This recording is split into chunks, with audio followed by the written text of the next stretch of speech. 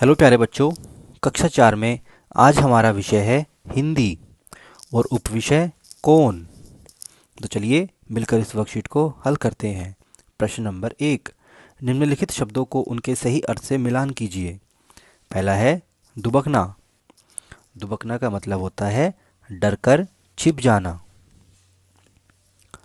पोथी। पोथी मतलब पुस्तक। छन्ना यानी छानने की चीज।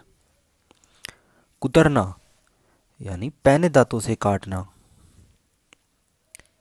धाता मतलब दौड़ता भागता। प्रश्न 2, कविता पढ़कर निम्नलिखित प्रश्नों के उत्तर दीजिए। पहला है कविता में किस शरारती जीव की बात की गई है। कविता में चूहे की बात की गई है। शरारती जीव ने किन किन चीज़ों को कुतर दिया।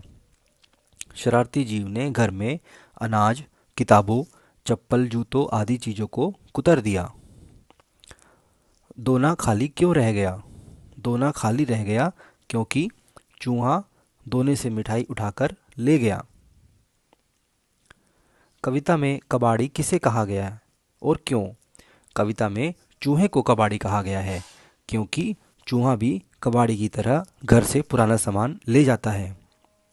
प्रश्न 5, कौन कविता के कवि का क्या नाम है।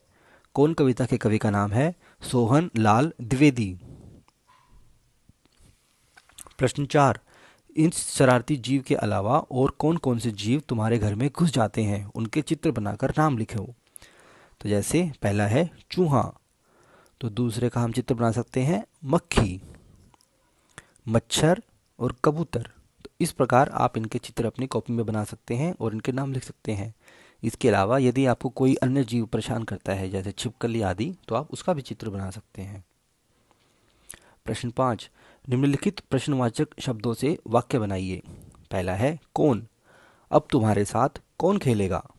किसका, यह किसका सामान है। किसने, सुजीत को यहाँ किसने बुलाया है। कैसे, तुम इतना सारा काम कैसे करोगे। किसे, तुम यह किताबें किसे देना चाहते हो। प्रश्न 6, इस कविता में चूहे को कबाड़ी कहा गया है। आपके घर पर कबाड़ी आता होगा। वह किस किस तरह के सामान ले जाता है, वह सामान को कहाँ ले जाता है और उसका क्या करता है। अपने परिवार के सदस्यों से चर्चा कीजिए और लिखिए। तो आपको अपने घर में किसी बड़े दादा दादी या पापा मम्मी के साथ बात करनी है और उनसे पता लगाना है कि कबाड़ी कौन सा सामान ले जाता है और उसका क्या करता है। जैसे मैंने यहाँ पे लिखा हुआ है, कबाड़ी पुराने अखबार, कॉपियाँ, किताबें, लोहा, प्लास्टिक इत्यादि चीज़ें खरीदते हैं। कबाड़ी घरों से सामान ले जाकर फैक्ट्रियों में बेच देते हैं। वहाँ इन्हें रिसाइकल करके फिर से चीज़ें बनाई जाती हैं। अगर कबाड़ी कबाड़ न खरीदें तो घर कबाड़ से भर जाएगा या उसे इधर उधर फेंकना पड़ेगा।